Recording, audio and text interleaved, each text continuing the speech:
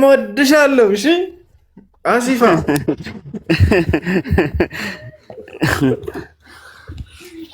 ጎበዝ ጎበዝ ጎበዝ። እሺ ቀጥሉ። ያው እሺ እሺ እሺ። ህፃን ልጅ እንዴት እንዴት እንዴት እንደምወድ ያው ሰላም ያሰላም ያሰላ ነቢዩ ሰለላሁ ዐለይሂ ወሰለም ህፃን ልጅ በጣም ይወዱ ነበር። ካነ ዩሂቡ አልአጥፋል ወካነ ላ የሙሩ ዐለ አልአጥፋል ኢላ ወዩሰልም ዐለይሂም ከማ ቃል አስሐቢይ አልጀሊል አነስ ብን ማሊክ ረዲየላሁ ዐንሁ። ነቢዩ ሰለላሁ ዐለይሂ ወሰለም በህፃናቶች ስር ሲያልፉ ጊዜ ሰላም አለይኩም ብለው ሰላምታ ሳያቀርቡላቸው አያልፉም ነበር። በጣም ይወዷቸው ነበር። ልክ እንዲሁ ነቢያችን ሰለላሁ ዐለይሂ ወሰለም ከዕለታት አንድ ቀን በዘመናቸው፣ በዚያ ዘመን እንግዲህ የባርነት ዘመን ገና አልጠፋም ነበር።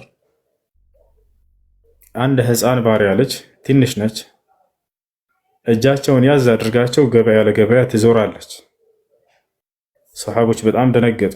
ከህፃን ልጅ ህፃን፣ ከህፃንም ባሪያ የባሪያ ልጅ የተናቁ ዝቅ ተደርገው የሚታሰቡ በማህበረሰቡ በዚያ አካባቢ በካዲ ያነሳን እንዴች ህፃን ልጅ ባሪያ በዚያው እጆትን ይዛ ገበያ ለገበያ ትዞራለች፣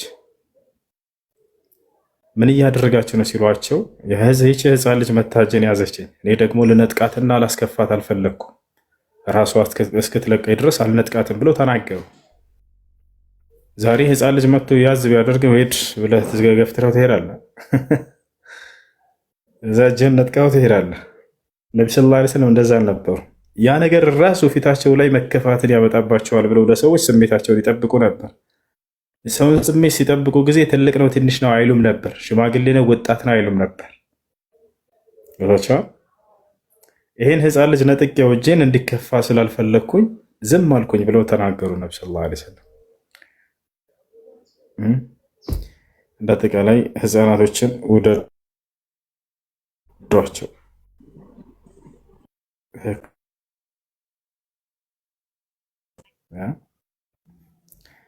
ከህፃን ልጅ ምን እንማራለን? ህፃን እኮ ነው ልትሉት እናንተ ትማራላችሁ።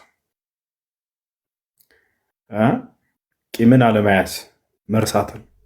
አሁን ይጫወቱና አሁን ተማተው ተሰዳድበው ምን ተባብለው በኋላ ላይ ይረሱትና ያንን ሌላ አዲስ ፋይል ሲከፍቱ ታያቸዋላችሁ። ሽማግሌና ህፃን ውደዱ። ከእነርሱም ጋር አብራችሁ ተቀመጡ። ድሃዎችም ጋር ልክ እንዲሁም ከሽማግሌዎች የምታገኙት ነገር እነሱ የህይወትን ተሞክረው ሁሉ አልፈውታል። ከዚያ ትምህርትን ትወስዳላችሁ። ከእነርሱ ጋር ቁጭ ባላችሁ ከህፃናት ልጆች ጋር የልብን ንጽህና ታገኛላችሁ። ይህን ቆሻሻ ዓለም አላዩትምና ገና ገብቷቸዋል። ክፋትን አላዩም ገና። ያንን ንጽህና በእነርሱ ትማራላችሁ። አሜን ነው። ጥያቄ ያለ ይቀጥል። ሰላም አለይኩም ወራህመቱላሂ ወበረካቱ። ወአለይኩም ሰላም ወራህመቱላሂ ወበረካቱ። አከም ነጋውሱ አከም ጅራ ድርታ በገ ጅራት ማሻአላህ ጅራ ጅራ ጅራ ኡመት ቀሽቲ ኡመት ኦሮሞ ወላሂ። አንድ ጥያቄ ነበረኝ። ምን ይላል? ወዐለይኩም ሰላም ወረሕመቱላሂ ወበረካቱ። ነዓም ሰላም ነው። አንድ ጥያቄ ነበረኝ። ምን ይላል? በሐቂቃ ጉዳይ ነበር። ሁለት ልጆች ነበሩኝና እሺ፣ አላሁ አክበር። መንታ ነው የወለድከው? በአላ ኧረ አይደሉም፣ ትንሽ ቆይተዋል። አንዷ 4 ዓመቷ ነው፣ አንዱ 1 ዓመት ከምናምን ነው። እና ሐቂቃ እስካሁን አላወጣሁም። በአቅም ማነስ ጉዳይ ሐቂቃ አላወጣሁም ነበር። የሆነ ኡስታዝ ሳማክር ምናልባት ብትሞት የእነሱ ዱዓ ይገባል ምናምን ነገር ብሎኝ ነበር። እንዴት ነው የሚታየው ይሄ ነገር?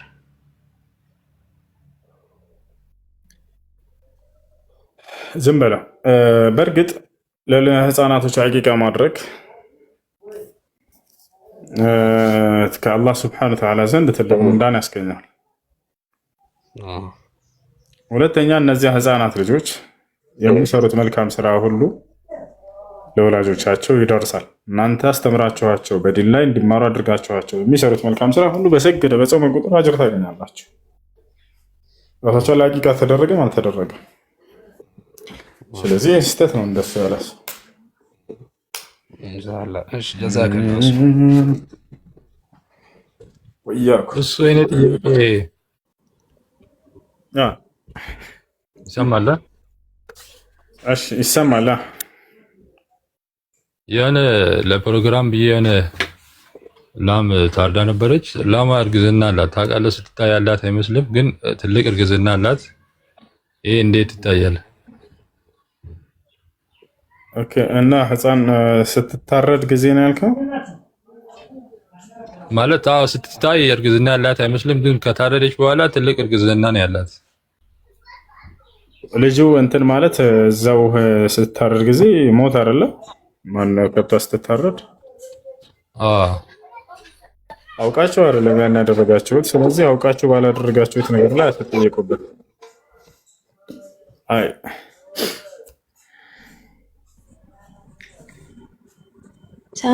እሺ ሰላም አለይኩም። ወአለይኩም ሰላም ወራህመቱላሂ ወበረካቱሁ። እኔ ስለ ኒካህ ነበር መጠየቅ የፈለኩትና በሌላ ስልክ ሪከርድ ላደርግ ነው፣ ፍቃድ ከሆነ ለመላክ ስለፈለኩ። እሺ 3 አመት ነበረ ኒካ አልተገናኘንም። በስልክ ነው ኒካ ያሰርነው እና ያው ፋዘርን በስልክ ነው ተወክል አድርጎ ምናምን እነሱ ኒካ የሚያስሩልኝ ምናምን እንትን የተባሉትና በወረቀት ጽፈዋል ማለት ነው። ከዛ አለመግባባት ተፈጠረ በእኔና እሱ መሃል። ከዛ ከቦልከኝ በቃ ኒካዬን አውርድልኝ ምናምን ስለው ቆየሁ እኮ ኒካሽን ካወረድኩልሽ ካሁን በኋላ እንደ እህት ምናምን ነው ሲለኝ ደጋግሜ የጠየኩትና 3-4 ወላሂ እያለ ማለልኝ እና አሁን ፋዘርን እንደዚህ ብሎኛል እኮ ስለው አይ ተናዶ ምናምን ሊሆን ይችላል ምናምን አለኝ። እሱ ደግሞ ብሎክ ልክ አድርጎኝ ጠፋና እኔ አሁን ማለትም አሁን ኒካ አለኝ ነው የምለው ወይስ ደግሞ እንዴት ነው የማደርገው? ያንን ወረቀት ይዞ ሚስቴ ናት ማለት ይችላል? ማለትም ያው ቆየሁ ኒካሽን ካወረድኩልሽ ካለ ኒካ ወርዳል خلاص እኮ አሁን እንደዛ ብሎ አሁን አባቴ ደውሎ እሱ መጠየቅ አለበት ኒካውን አወርዳለሁ ብሎ መጠየቅ አይጠበቅበት። እሺ ያ ወረቀት እሱ ጋር ያለው ወረቀት ፎቶ አንስቶ ልኮልኛል። እሱን ይዞ ሚስቴ ነሽ ምናምን ማለት ይችላል ወይስ እኔ ግዴታ ሸሪዓ ፍርድ ቤት እንትን ማለት አለብኝ? ወረቀቱን በፍሬም አሰራውና ቤትህ ላይ በትልቁ ለጥፈው ከይብሽ ከዛ እየገባ ባየው ቁጥር እሱን እያየ ፈታ ይበል። እሺ እንትን በልልኝ ምስዬ ከቅርታ ጋባቴ እንደዛ እያለ ስላስቸገረኝ ነው። ገና ነው እንደዚህ በስልክ ስላለሽ ብቻ ነው ወይ ስላለኝ ነው? አፋን አዎ በስልክ ካለ ብቻ በቂ ነው። ባልየው ደውሎ ለሚስቱ ኒካህን ካወረድኩልሽ ቆይቻለሁኝ ካለ خلاص ኒካሁ ወርዷል። የግዴታ ሌላ ሻሂድ ምስክር አያስፈልግም። ሻሂድ የሚያስፈልገው ኒካህን ለማሰር ነው እንጂ ለማውረድ አይደለም። ነቢያችን ሰለላሁ ዐለይሂ ወሰለም ሐዲስ ላይ ሲናገሩ ላ ኒካህ ኢላ ቢወልይን ወሻሂደይን አሉ። ኒካህ በወኪልና በምስክሮች ካልሆነ በስተቀር የለም አሉ። ጋብቻ ማለት ነው። ሌላ ሐዲስ ላይ አዩማ እምረአቲን ኑኪሐት ቢገይሪ ወልይን ወሻሂደይን ፈኒካሑሃ ባጢል አሉ። ያለ ወኪልና ያለ ምስክሮች ኒካ ያሰረች ሴት ኒካሑ ውድቅ ነው አሉ። ስለዚህ ምስክርን እንደ መስፈርት ያስቀምጡት ነብዩ ሰለላሁ ዐለይሂ ወሰለም ሻሂዶችን ኒካ ለማሰር ነው እንጂ ለመፍታት አይደለም። ለመፍታት ባልየው ለሚስቱ ብቻቸውንም ሆነው ፈትቼሻለሁ ካለ خلاص ኒካህ ወርዷል።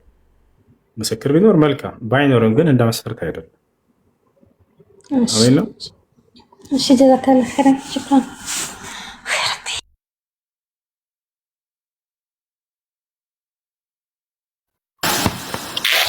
الحمد لله رب العالمين الرحمن الرحيم مالك يوم الدين إياك نعبد وإياك نستعين اهدنا الصراط المستقيم صراط الذين أنعمت عليهم غير المغضوب عليهم ولا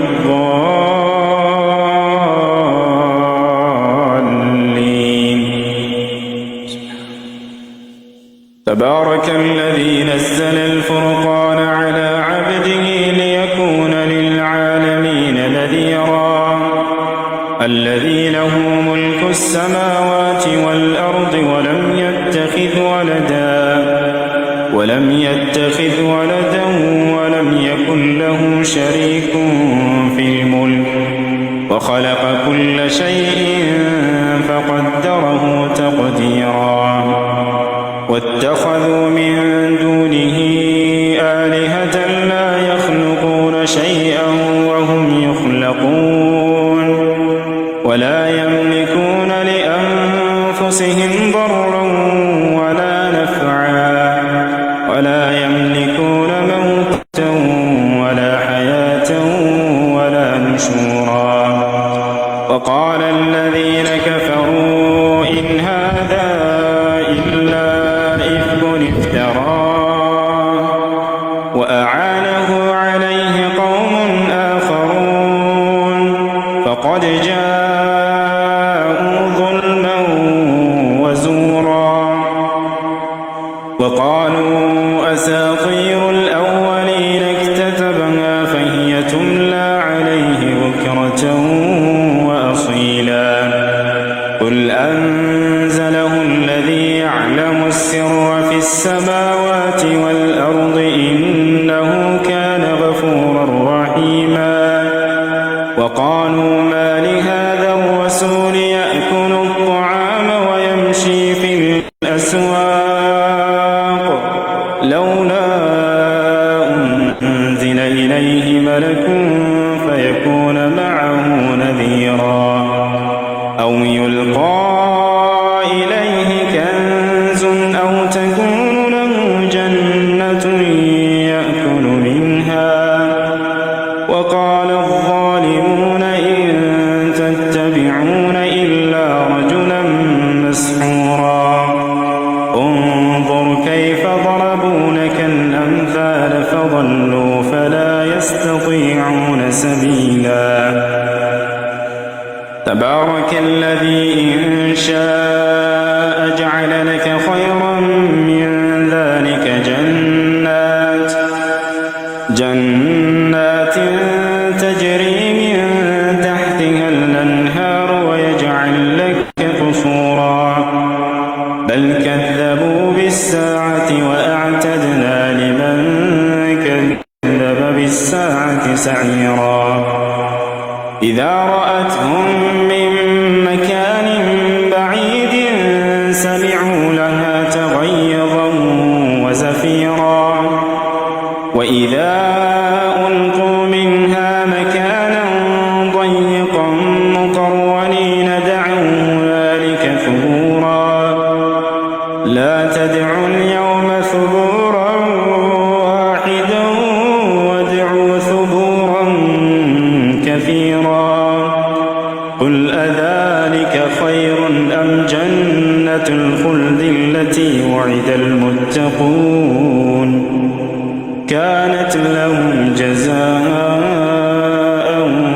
ومصيرا لهم فيها ما يشاءون خالدين كان على ربك وعدا مسئولا ويوم يحشرهم وما يعبدون من دون الله فيقول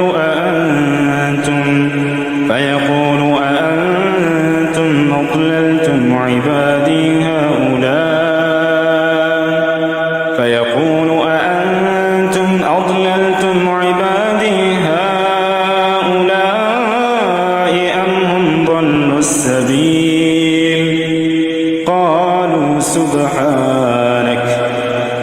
قالوا سبحانك ما كان ينبغي لنا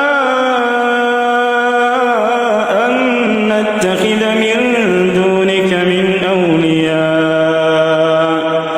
ولكن متعتهم وآباءهم حتى نسوا الذكر وكانوا قوما بورا فقد كذبوكم بما تقولون فما تستطيعون صرفا ولا نصرا ومن يظلم منكم نذقه عذابا كبيرا وما أرسلنا قبلك من المرسلين إلا إنهم ليأكلون الطعام ويمشون في الأسواق وجعلنا بعضكم لبعض فتنة أتصبرون وكان ربك بصيرا وقال الذين لا يرجون لقاءنا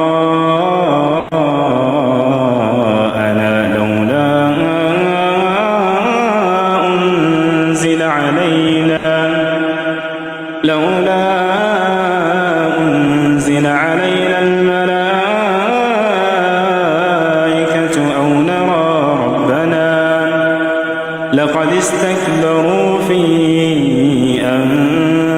أنفسهم وعتوا عتوا كبيرا يوم يرون الملائكة لا بشرى يومئذ للمجرمين ويقولون حجرا محجورا وقدمنا إلى ما عملوا من عمل فجعلناه هباء منثورا أصحاب الجنة يومئذ خير مستقرا وأحسن مقيلا ويوم تشقق السماء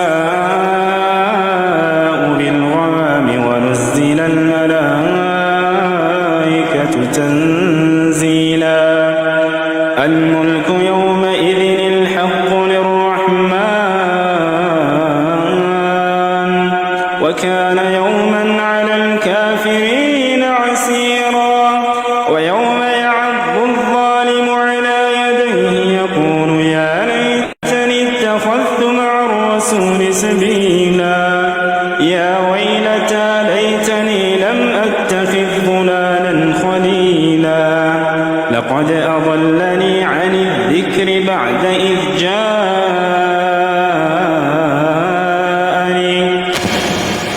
وكان الشيطان للإنسان خذولا وقال الرسول يا رب إن قوم اتخذوا هذا القرآن مهجورا وكذلك جعلنا لكل نبي عدوا من المجرمين وكفى بربك هاديا ونصيرا وقال الذين كفروا لولا نزل عليه القرآن جملة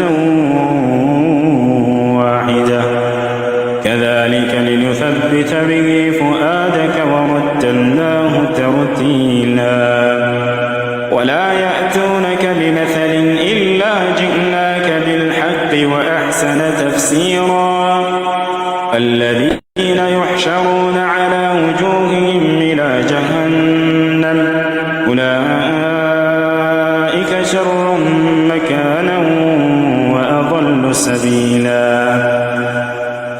ولقد آتينا موسى الكتاب وجعلنا معه أخاه هارون وزيرا فقلنا اذهبا إلى القوم الذين كذبوا بآياتنا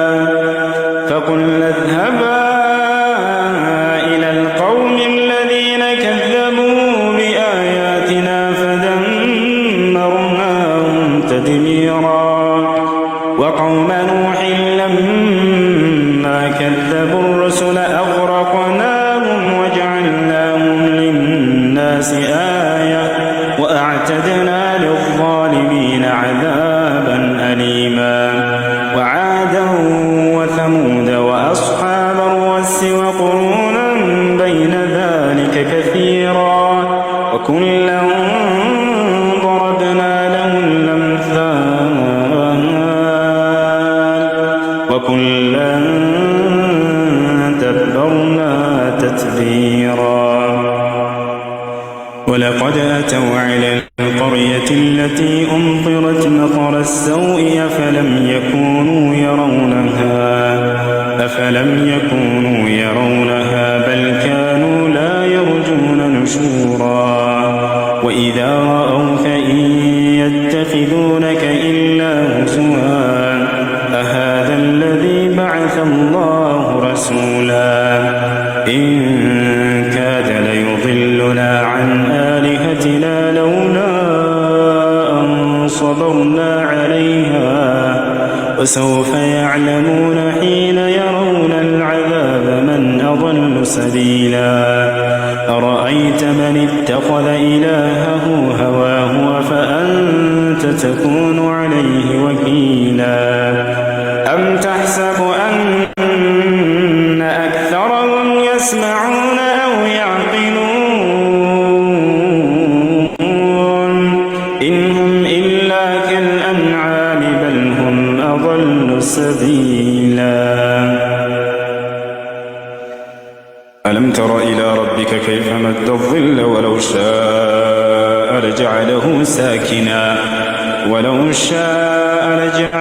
ساكنا ثم جعلنا الشمس عليه دليلا ثم قبضناه إلينا قبضا يسيرا وهو الذي جعل لكم الليل لباسا والنوم سباتا وجعل النهار نشورا وهو الذي أرسل الرياح بشرا بين يدي رحمته وأنزلنا من السماء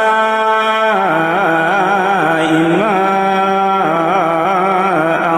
طهورا لنحيي به بلدة ميتا ونسقيه مما خلقنا أنعاما وأناسيا كثيرا ولقد صرفناه بينهم ليذكروا فأبى أكثر الناس إلا كفورا ولو شئنا لبعثنا في كل قرية نذيرا فلا تطع الكافرين وجاهدهم به جهادا كبيرا وهو الذي مرج البحرين هذا عذب فرات وهذا ملح أجاج وجعل بينهما برزخا وحجرا محجورا وهو الذي خلق من الماء بشرا فجعله نسبا وصهرا وكان ربك قديرا ويعبدون من دون الله ما لا ينفعهم ولا يضرهم وكان الكافر على ربه ظهيرا وما أرسلناك إلا مبشرا ونذيرا قل ما أسألكم عليه من أجر إلا من شاء أن يتخذ إلى ربه سبيلا وتوكل على الحي الذي لا يموت وسبح بحمده وكفى به بذنوب عباده خبيرا الذي خلق السماوات والأرض وما بينهما في 6 أيام ثم استوى على العرش الرحمن فاسأل به خبيرا وإذا قيل لهم اسجدوا للرحمن قالوا وما الرحمن أنسجد لما تأمرنا وزادهم نفورا تبارك الذي جعل في السماء بروجا وجعل فيها سراجا وقمرا منيرا وهو الذي جعل الليل والنهار خلفة لمن أراد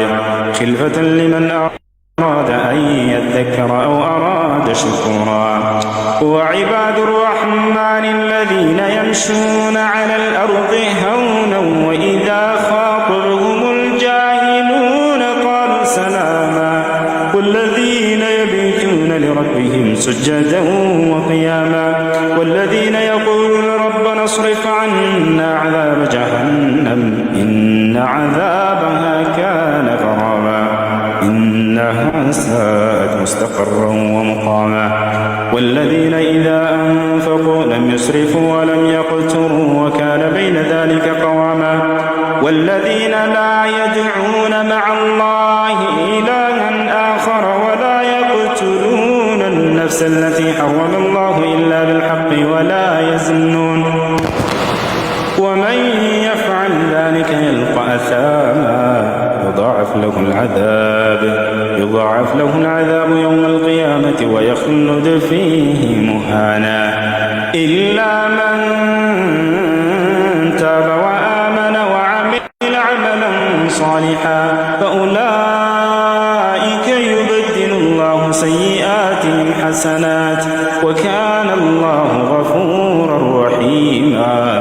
ومن تاب وعمل صالحا فإنه يتوب إلى الله متابا والذين لا يشهدون الزور وإذا مروا باللغو مروا كراما والذين إذا ذكروا بآيات ربهم لم يخروا عليها صما وعميانا والذين يقولون ربنا هب لنا من أزواجنا وذرياتنا قرة أعين وجعلنا للمتقين أولئك يجزون الغرفة بما صبروا ويلقون فيها تحية وسلاما خالدين فيها حسنت مستقرا ومقاما قل ما يعبأ بكم ربي لولا دعاؤكم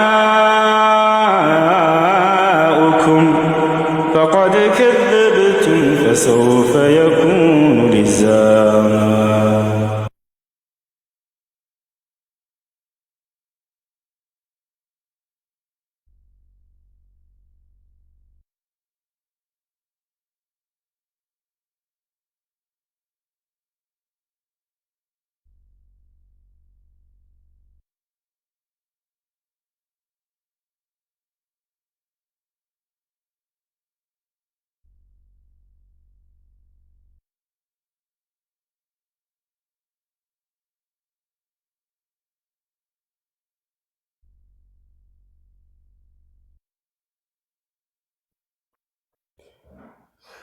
قل ما يعبأ بكم ربي لولا دعاؤكم فقد كذبتم فسوف يكون لزاما. يا لما يكنا بمايك يتناشر. قل ما يعبأ بكم ربي لولا دعاؤكم فقد كذبتم فسوف يكون لزاما. بسم الله الرحمن الرحيم. ياسين والقرآن الحكيم إنك لمن المرسلين على صراط مستقيم تنزيل العزيز الرحيم لتنذر قوما ما أنذر آباؤهم فهم غافلون لقد حق القول على أكثرهم فهم لا يؤمنون إنا جعلنا في أعناقهم أغلالا فهي إلى الأذقان فهم مقمحون وجعلنا من بين أيديهم سدا ومن خلفهم سدا فأغشيناهم فهم لا يبصرون وسواء عليهم أأنذرتهم أم لم تنذرهم لا يؤمنون إنما تنذر من اتبع الذكر وخشي الرحمن بالغيب فبشره بمغفرة وأجر كريم. يا سلام يا سلام. إنما تنذر من اتبع الذكر وخشي الرحمن بالغيب فبشره بمغفرة وأجر كريم والأجر الكريم هو الجنة.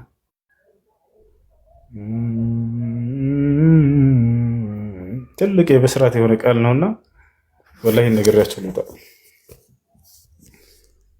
ገና ሱራ ያሲን ሲጀምር ስለ ቁርአን ከማን ዘንድ እንደመጣ የማን ቃል እንደሆነ የነብዩ ሰለላሁ ዐለይሂ ወሰለምን ማንነት የሚናገር ነው። በነብያችን ሰለላሁ ዐለይሂ ወሰለም ላይ አምላክ አላህ የሰራውን ድንቅ ተአምር ይናገራል። ከዛም ቁርአን አላህን ላመኑ ሰዎች በቀጣይ ዓለም ጀነት እንዳዘጋጀላቸው እዛው ላይ ይናገራል። ያሲን ካለ በኋላ ወልቁርአኒል ሐኪም ጥበበኛ የሆነው ቁርአን እያለ ተናገረ። በጥበብ የተሞላ የሆነ ቃል ነው። ኢነከ ለሚነል ሙርሰሊን አለ ወልቁርአኒል ከሪም ያኒ አው እቅሲሙ ቢልቁርአኒል ከሪም በዚህ ወያሲን ወልቁርአን አልከሪም አልከሪም ማለት ቸር ማለት ነው ቃሉ። ይህ ቁርአን እርሱን ለተከተሉ ሰዎች የአላህ ሱብሓነሁ ወተዓላን ችሮታ እንደሚያስገኛቸው በዱንያም በአኺራ ቁርአንን ለተከተሉ ሰዎች ያንን ሊያገኝ እንደሚችል እየተናገረ ነው። ኢነከ ለሚነል ሙርሰሊን አለ ቀጥሎ አንተ ከመልእክተኞቹ መካከል ነህ አለ ከነቢያቶቹ መካከል ነህ። ዐላ ሲራጥ ሙስተቂም በቀጥተኛውም መንገድ ላይ ነህ አላቸው። ሊቱንዚረ ቀውመን ማ ኡንዚረ አባኡሁም ሚን ቀብሉ ፈሁም ጋፊሉን አለ አባቶቻቸው ከዚህ በፊት ያልተስጠነቀቁ ወይንም ያልተስፈራሩ የሆኑ ህዝቦችን እንድታስፈራራቸው ዘንድ ላኩ እያለ አላህ ሱብሓነሁ ወተዓላ ይናገራል። ያ ማለት የመካ ሰዎች ነቢይ አልመጣላቸውም። ከኢስማኤል ጀምሮ እስከ እርሳቸው እስከ ነቢ ሰለላሁ ዐለይሂ ወሰለም ድረስ ነቢይ አላገኛቸውም ነበር። ለዚህም ነው አባቶቻቸው ያልተስጠነቀቁ ያልተስፈራሩ ህዝቦች እያለ ይናገራል። ለቀድ ሐቀ አልቀውሉ ዐላ አክሰሪሂም በብዙዎቹ ላይ የእኔ የአላህ ቃል ተረጋግጦባቸዋል ይላል። የእሳት እንደሚሆኑ እየተናገረ ነው። ያ ማለት በኃጢአታቸውና በክህደታቸው ምክንያት ማለት ነው። ፈሁም ላ ዩእሚኑን ምክንያቱም እነርሱ አያምኑምና አለ። አብዛኞቹ አላመኑም ነበር።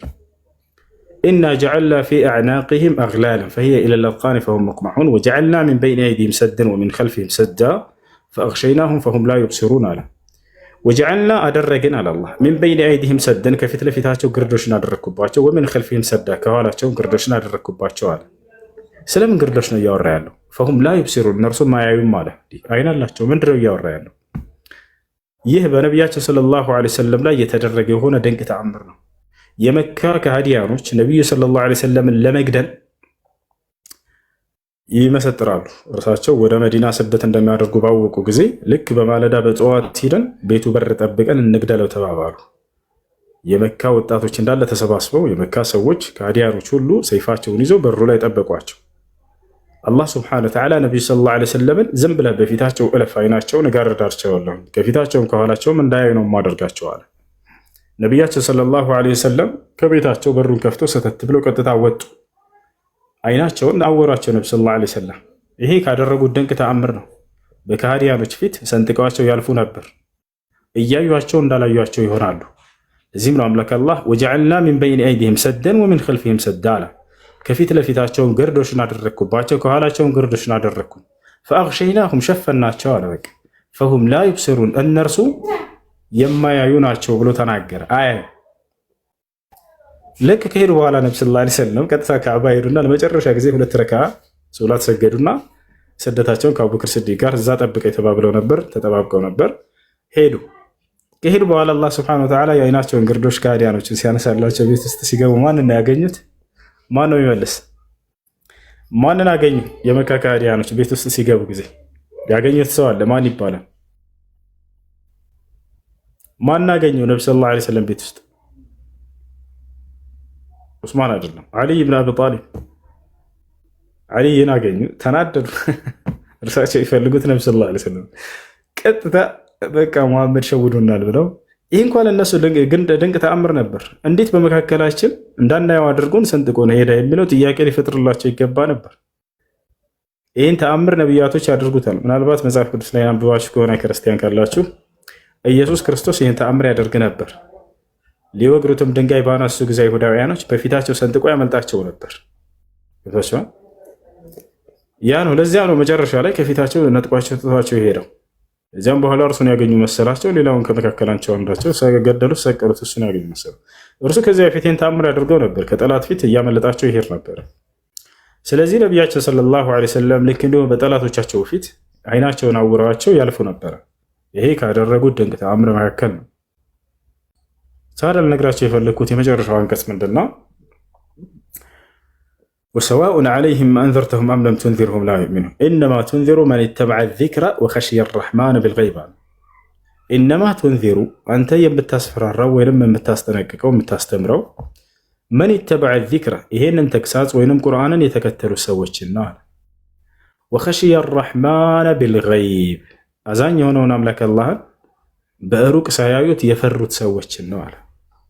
አምላክ አላህን አምነናል፣ እንፈራዋለን፣ በቻልነው አቅም እንታዘዛለን። መፍራት ማለት እርሱ ያዘዘውን ትእዛዝ መፈጸም ግዴታ ያደርጋቸውን የከለከላቸውን ነገራቶች መራቅ ማለት ነው። ያቸዋል። ቀጥሎ ምን አለ? ወኸሽየ ረሕማን ቢልገይብ ፈበሽርሁ ቢመግፊረትን እንዲህ አይነቱን አማኝ አብስረው በምህረት ብሎ አላህ ተናገረ። ምህረት እንደሚያገኛል። ወአጅሪን ከሪም የተከበረ የሆነ የላቀ የሆነ ምንዳ እንደሚያገኝ ንገረው፣ አብስረው ከወዲሁ አለ። አጅሩን ከሪም ሆወል ጀነ እዚህ አጅሩን ከሪም የተባለው ጀነት ነው። ነቢይ አላህ በቁርአን ላይ ምን አለ? ስለዚህ እነዚህን ሰዎች አማኞችን ከእኔ ዘንድ ምህረትን እንደሚያገኙ ከወዲሁ አብስራቸው፣ ልክ እንዲሁ ደግሞ በቀጣዩ ዓለም ጀነትን እንደሚወርሱ አብስራቸው እያለ እየተናገረላቸው ነው ማለት ነው። فبشره بمغفرة وأجر كريم. إنا نحن نحيي الموتى ونكتب ما قدموا وآثارهم وكل شيء أحصيناه في إمام مبين. السلام عليكم. سوى